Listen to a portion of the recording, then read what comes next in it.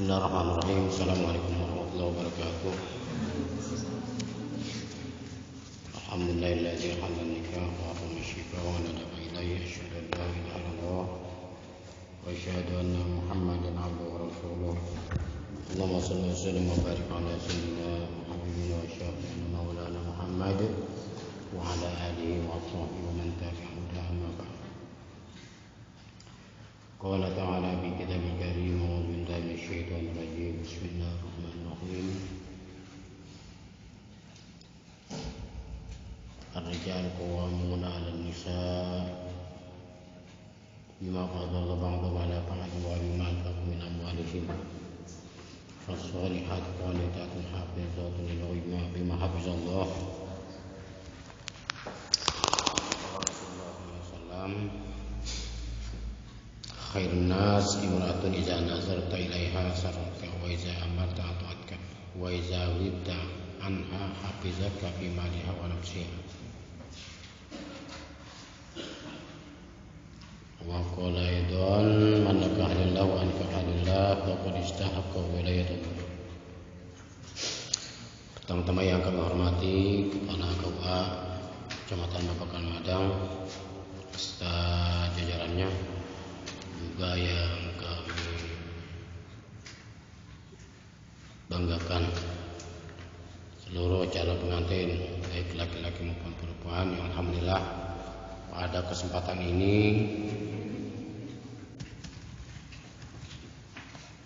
bisa hadir di aula KUA Kecamatan Babakan Madang dalam rangka mengikuti kegiatan pembinaan, ya, pembinaan calon pengantin.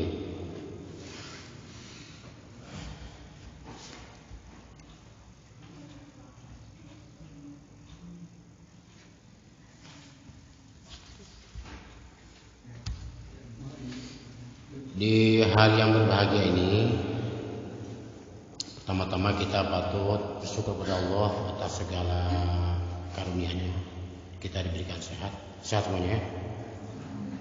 Sehat semuanya nih, belakang sehat. Ya, kalau nggak sehat tentu nggak sampai ke sini. Alhamdulillah kita sehat lahir dan batin. Salah satu ciri kita bersyukur kepada Allah adalah memanfaatkan karunia Allah berupa harta, berupa tenaga, pikiran dan sebagainya. Itu adalah karunia Allah yang harus kita gunakan dengan sebaik-baiknya. Artinya mengembalikan karunia Allah itu kepada Allah lagi. Bukan mengembalikan karunia Allah itu kepada hal-hal yang lain yang dimurkai Allah.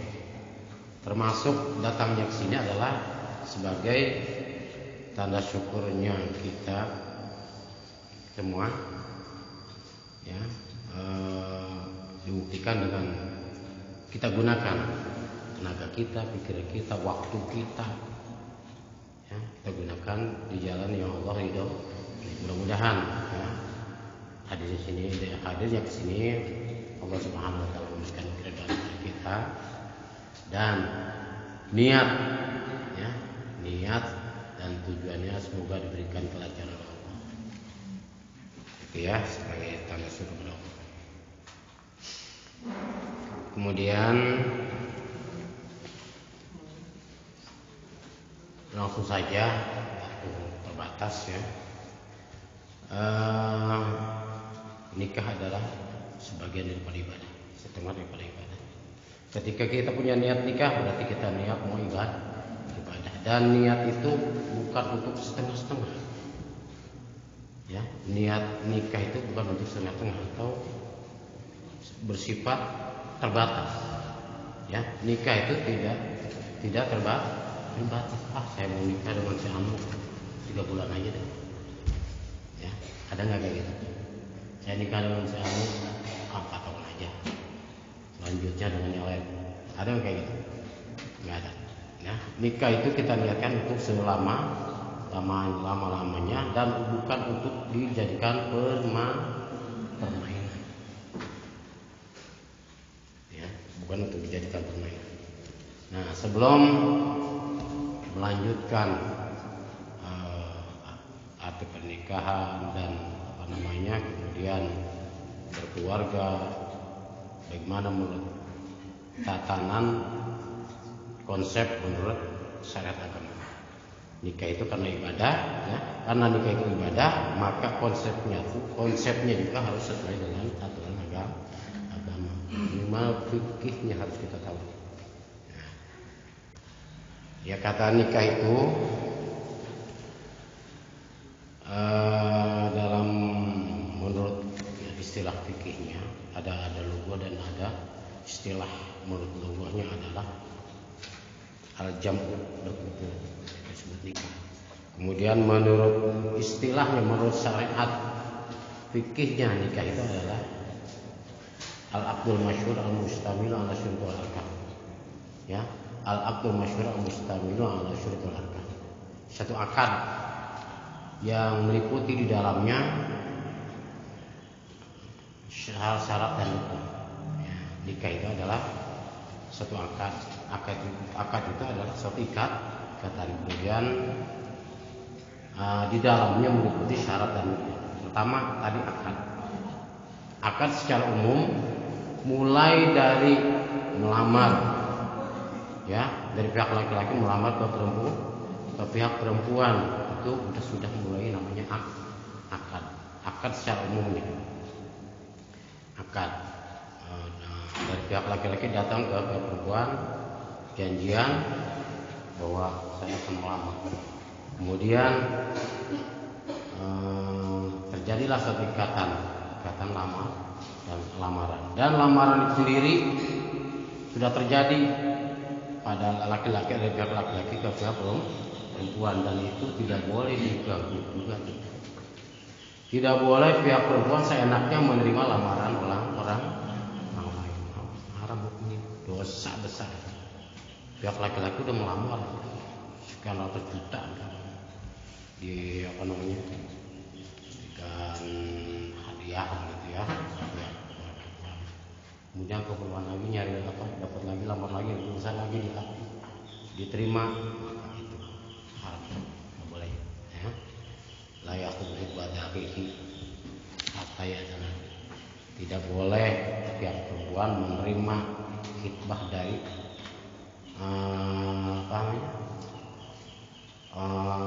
ketika dia sudah mendapatkan khitbah dari orang itu. Nah, itu adalah ikatan. Kemudian selanjutnya daftar, ya, bikin surat apa pertama poin. Yang pertama dihubungi siapa?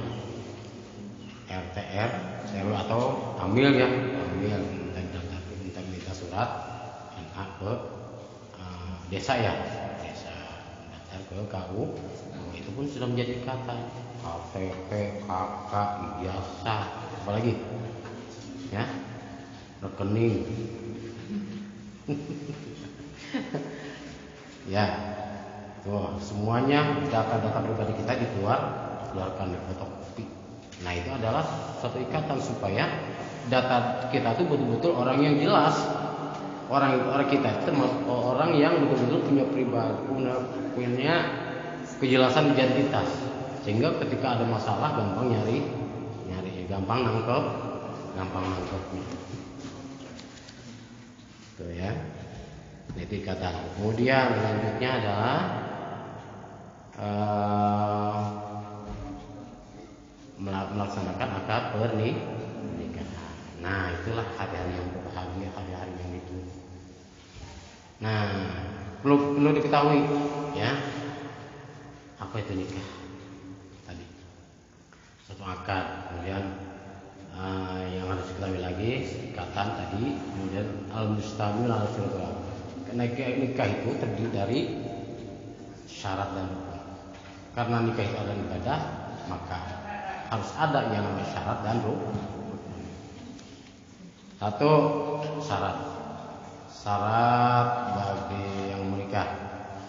harus beragama Islam, kemudian balik. Ini udah balik? Jangan belum balik nih. Belum balik pulang lagi aja. Nggak jadi, belum balik. Ya, balik. Nah, batasan balik udah tahu belum? Nah, udah tahu belum batasan balik? Ada tahu batasan balik apa? 15 sempurna 15 sama mau komsina komsa asyara sempurna 15 tahun itu secara umum.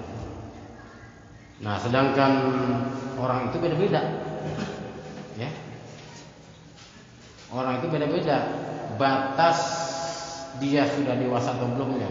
Kalau sempurnanya 15 tahun itu sudah menjadi balik. Kadang dan itu perempuan lebih cepat dewasa, ya, lebih cepat dewasa atau lebih cepat baliknya.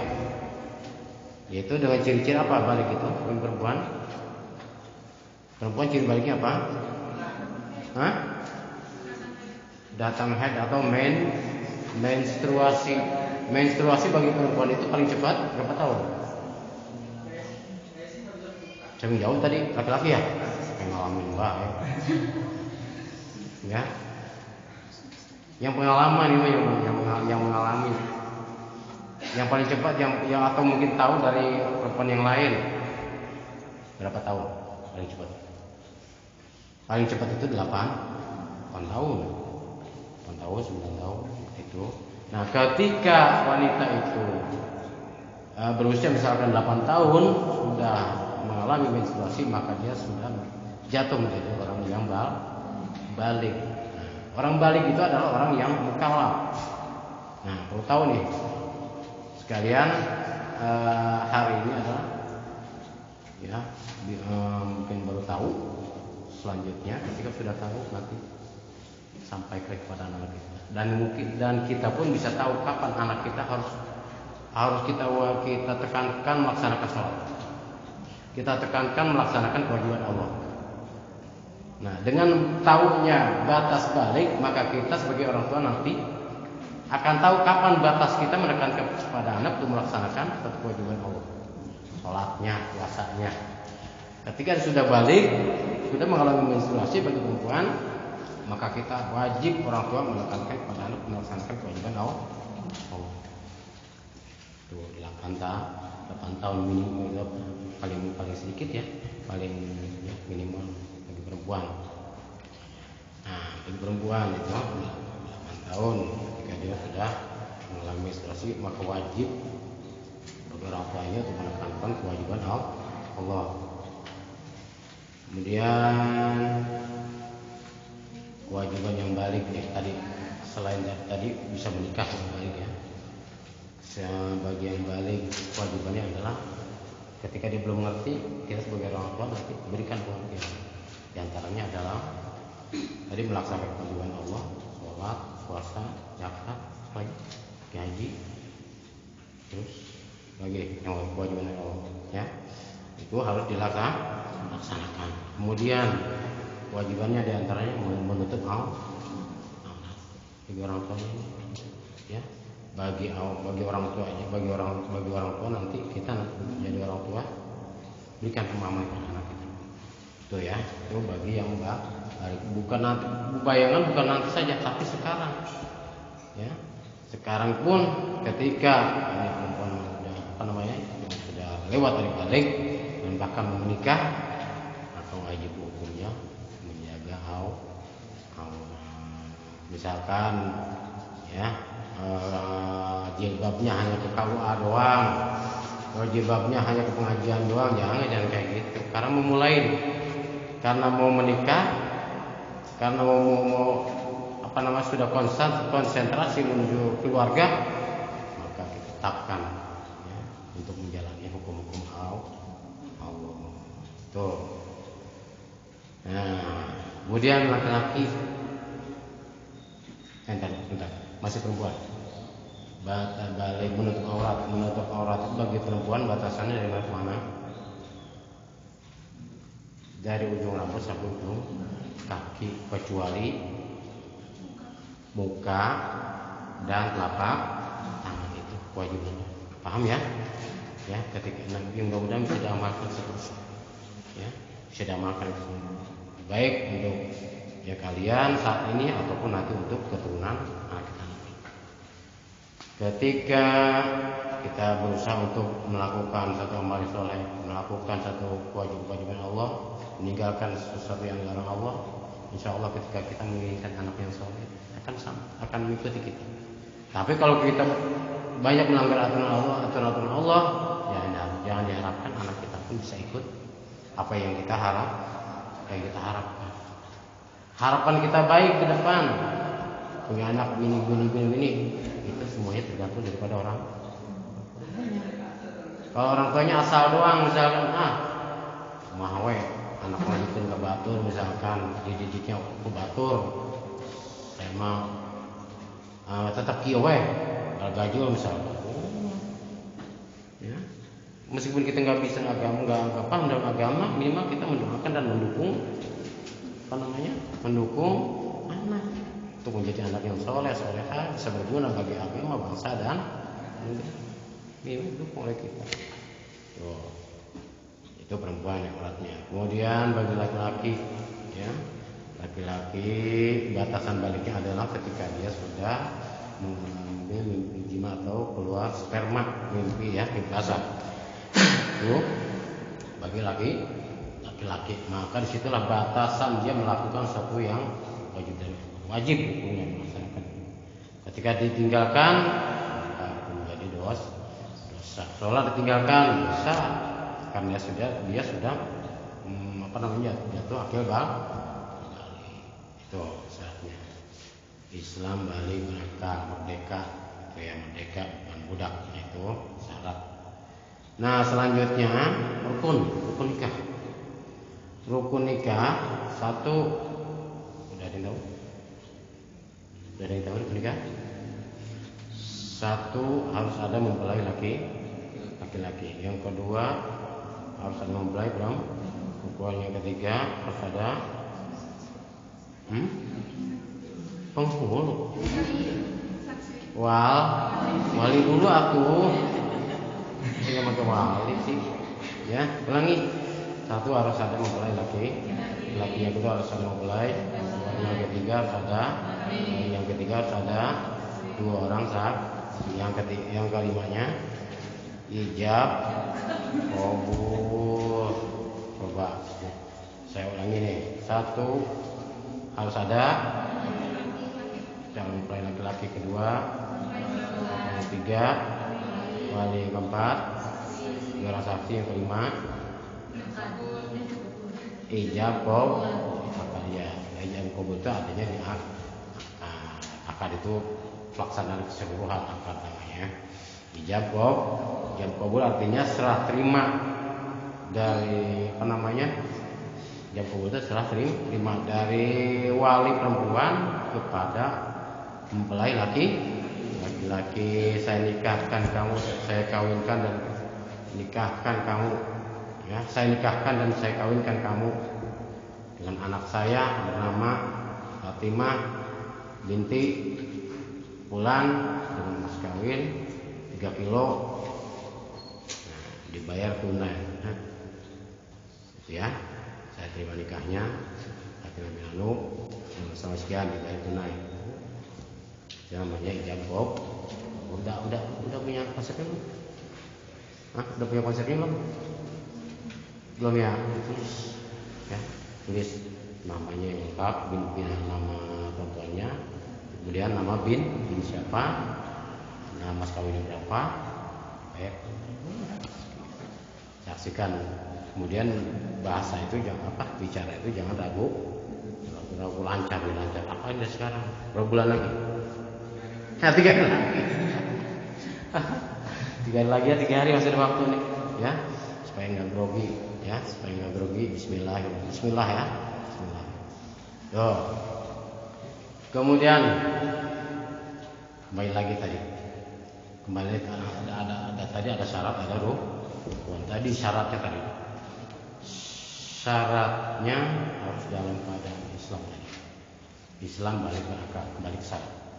Islamnya itu jangan hanya di KTP saja, atau Islamnya itu hanya jangan di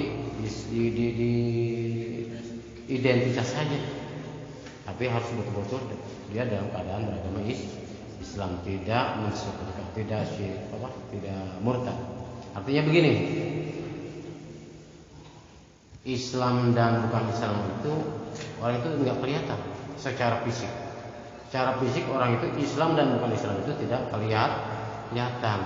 Jangan sampai dia nikah aja kelihatan sah, khidmat, padahal dia pemikiran dan lain sebagainya dia tidak dalam keadaan beragama Islam. Misalkan ini, kita wajib iman kepada Allah, iman kepada malaikat Allah, iman kepada Rasulullah, iman kepada kitab Allah, iman kepada kitab Allah. Misalkan ada seorang ustaz membacakan ayat Al-Quran, kemudian mentafsirkan, menerangkan dan sebagainya. Kemudian dia mengatakan, dia mendengarkan, kemudian dia mengatakan, saya nggak percaya dengan ayat Al-Quran yang tadi dibaca karena nggak sesuai dengan pemikiran saya. Maka orang itu menjadi murtad, artinya keluar dari agama Islam, menentang, ingkar kepada Al-Quran. Maka orang itu termasuk orang yang murtad ketika dia dinikahkan, sepertinya sah, sepertinya khidmat, maka orang pernikahan tersebut menjadi batal dan tidak sah nikah, karena tadi syaratnya tidak ada, bukan tidak, syaratnya kurang. Islamnya bukan dalam keadaan beragama Islam. Makanya kata ucapan itu harus dijaga. Kita bisa Islam karena ucapan, bisa murtad pun karena ucapan. Dan ucapan itu nggak sembarangan, ya, nggak boleh asal ucap saja. Tuh, ya. Makanya nanti, ya, ketika penghulu melaksanakan pelaksanaan pernikahan dan memimpin pernikahan dan mengajak istighfar, membaca syahadat, dan itu semuanya harus ikut baca. Ya, harus ikut baca. Khawatir kita kesalahan ngomong, lupa dan sebagainya, bercanda, kita bukan dalam keadaan beragama Islam. Maka hukum nikahnya tidak sah. Ketika hukum nikahnya tidak sah, maka hukum hubungan suami istrinya juga tidak sah, alias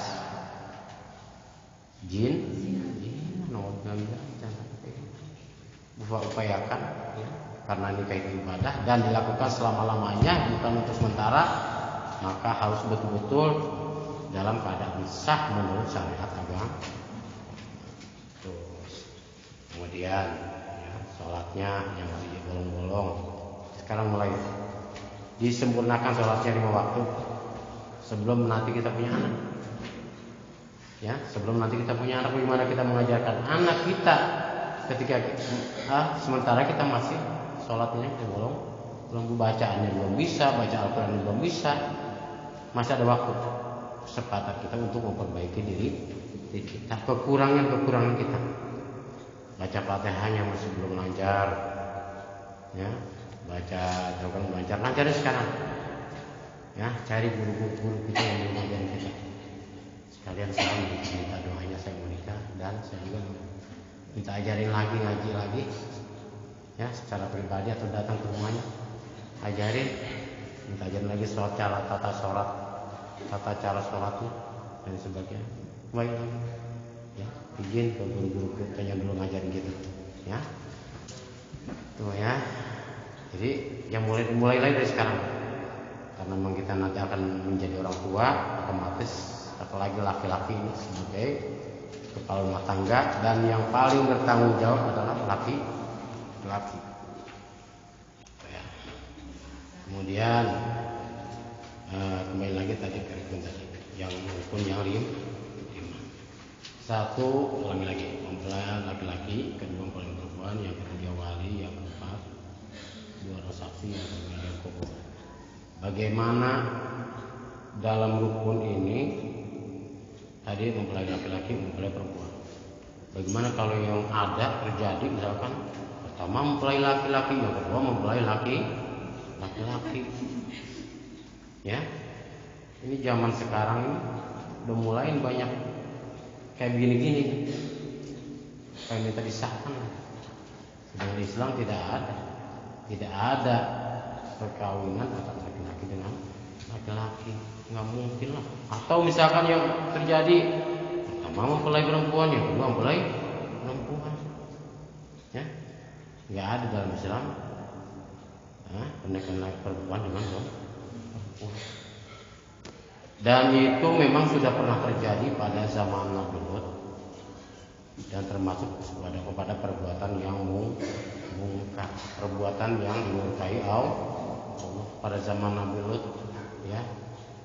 Masyarakatnya mempunyai suatu kebiasaan seperti itu.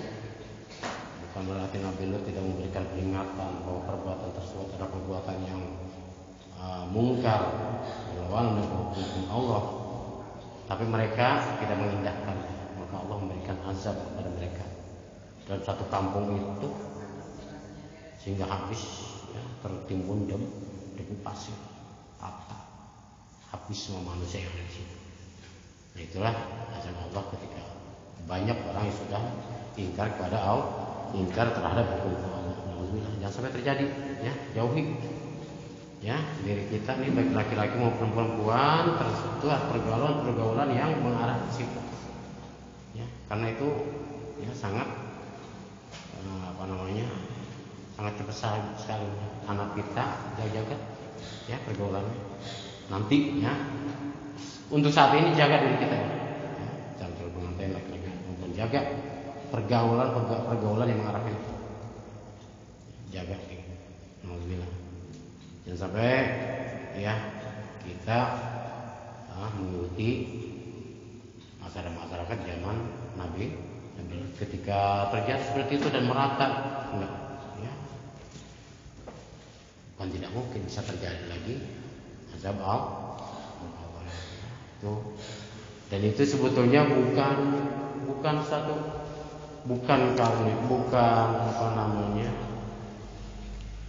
bukan hal yang tidak bisa diobati. Itu bukan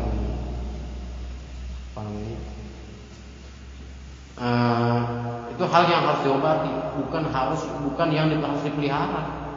Ya, hal-hal yang itu bukan yang harus dipelihara, tapi harus diobati agar tidak menyimpang dari seharusnya.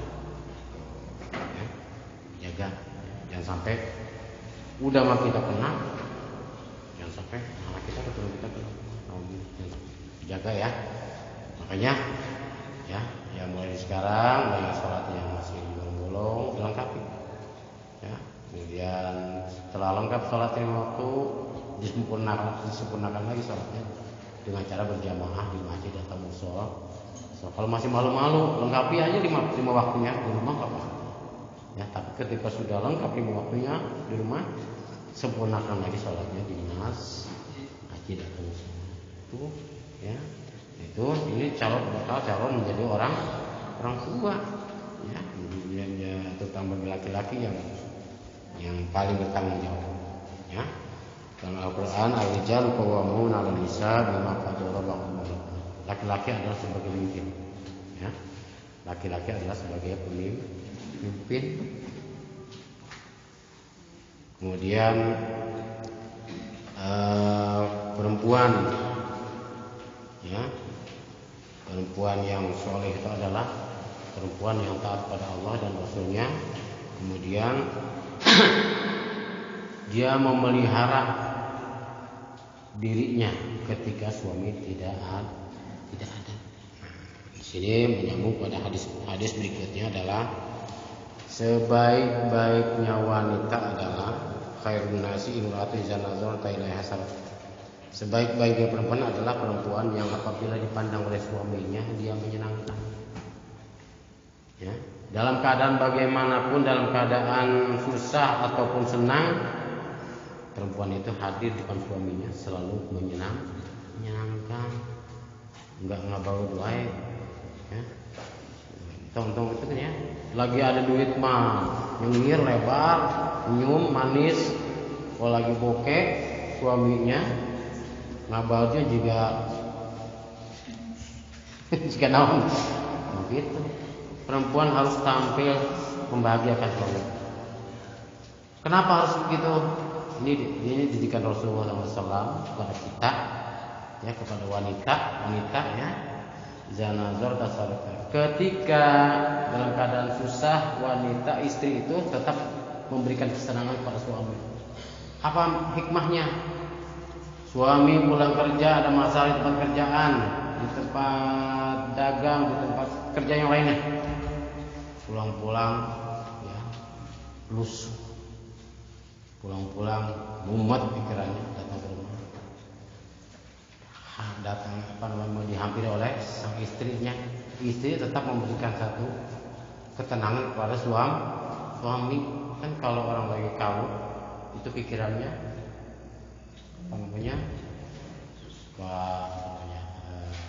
kurang terkontrol, ya, kurang terkontrol, emosinya pun tidak akan terkontrol. Maka istrilah yang dalam keadaan tenang memberikan ketenangan kepada suami.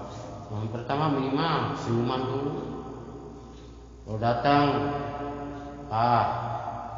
ngopi, mau mandi kasur, tawarin, ya. Meskipun dia dalam keadaan bermasalah.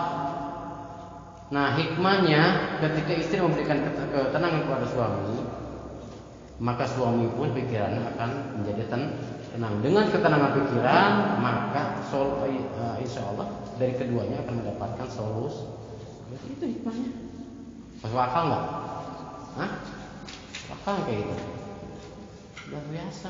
Nabi mengajarkan itu dalam keadaan bagaimanapun. Ya, perempuan jangan hanya lagi ada duit doang, senyum lebar, ya, jangan kayak gitu doang. Harus siap memberikan kesenangan kepada suami. Iza nazar tasarrufka, nggak ada di sini. Apabila kamu melihat si wanita, ya, si istri itu selalu menyangka kalau dalam keadaan punya duit, nggak ada kayak gitu.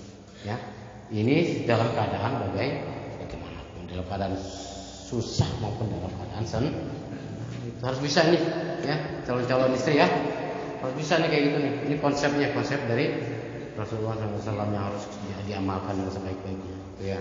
Kemudian wa iza amarta ata'atka, apabila suami memerintahkan, menyuruh, maka perempuan itu, istri itu wajib mentaati. Jangan ada istilah menolak. Suami pengen kasur dalam keadaan malas dan sebagainya, ya, maka istri wajib, ya, mengikuti aturan perintah suami. Tuh.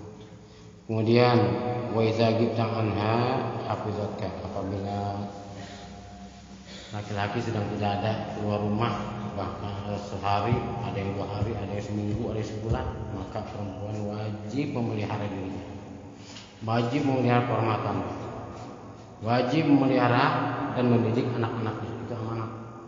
Ketika suami tidak ada, maka dia mendapatkan 3 amanat yang harus dijaga.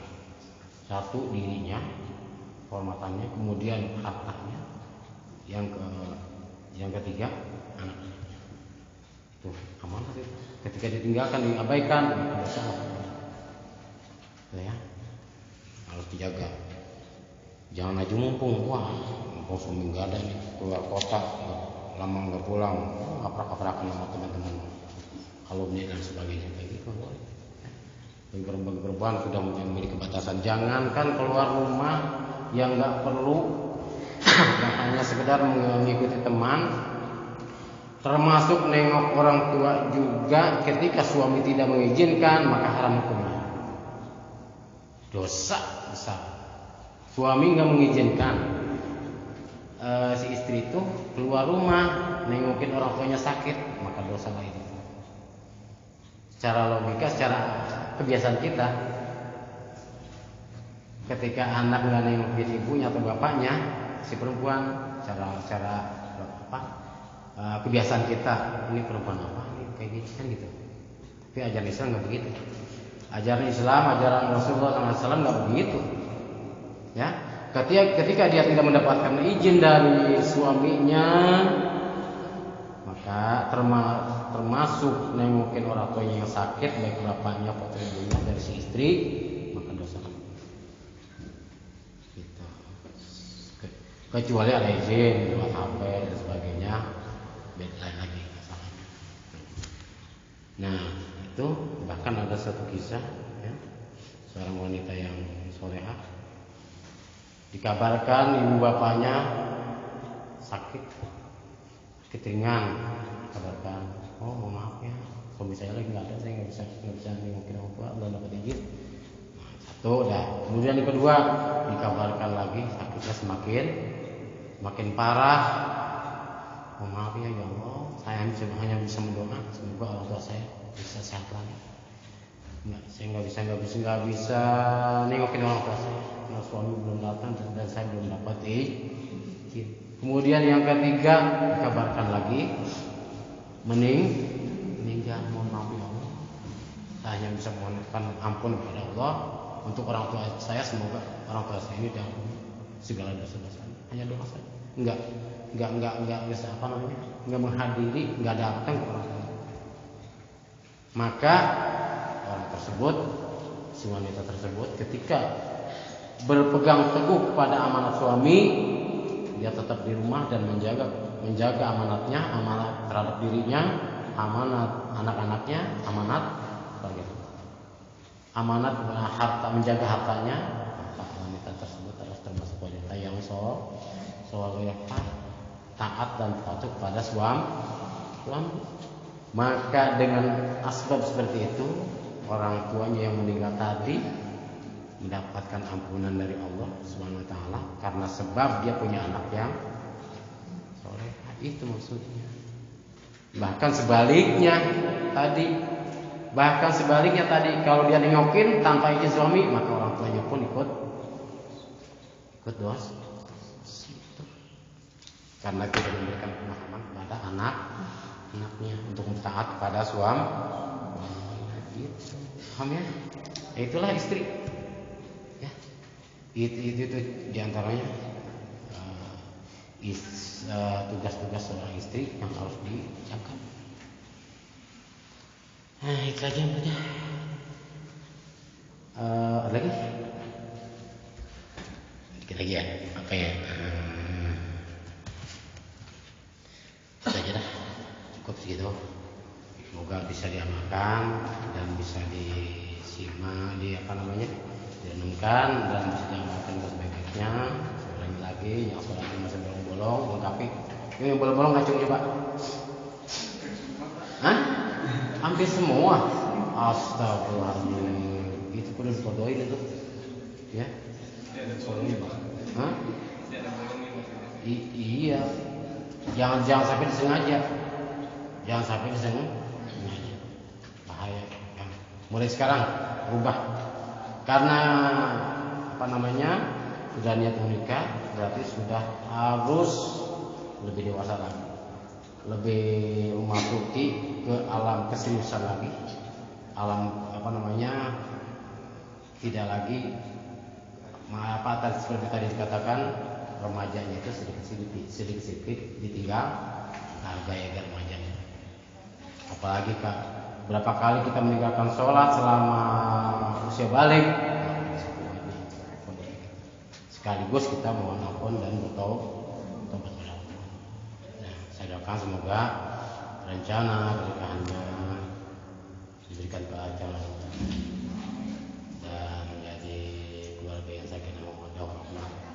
Dan pernikahan nanti, saya pesan biasakan ya dalam akad pernikahan itu tidak berunding kayak gini. Ini sebetulnya nggak boleh, kudunya dipisah nih. Laki-laki dengan perempuan jangan mentang-mentang pasangan kemudian kayak gini, jangan. Saya pesan nanti ketika pernikahan sebelum dianggap sah, wanitanya jangan. Termasuk bicarakan penghulu, mana perempuannya maju, yang no. Ya, atau siapalah yang menyuruh mana ini perempuannya dihadirkan, direndingkan, kerudungin di satu kerudungan kayak gitu. Yang mau kayak gitu. Itu melanggar syariat agama engkau mau ibadah, tapi ibadahnya itu dirusak. Ibadah jangan sampai dirusak cara-caranya. Ya. Kalau mau ibadah, naik yang nikah itu adalah ibadah. Nah, ibadah itu jangan dirusak tata cara. Gitu. Ya kan ada yang alasan gini, kan biasanya juga berandingan di mana-mana. Itu mah di luar di luar pengetahuan, di luar penglihatan kita, terserah mereka. Tapi ketika berada di depan kita dan akan disahkan oleh kita, maka harus ikuti sangat-sangat. Gitu, ya.